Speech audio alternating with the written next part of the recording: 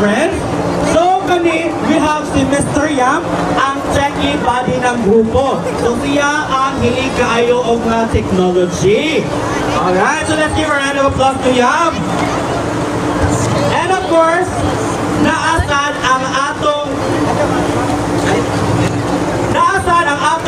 kung naatay body techie, of course, naasan diriya ang atong basketballista. Kinsa man diri ang hilig og basketball.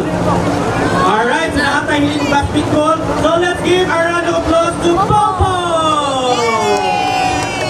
Okay, since we have a gwapong basketballista, and of course, dili good mawala ang cheerleader sa grupo. So let's give a round of applause to Peggy. Okay, and aside from that, kinsa man diri ang hilig mo sayaw o mukanta be? Aso ni mga bata nga hilig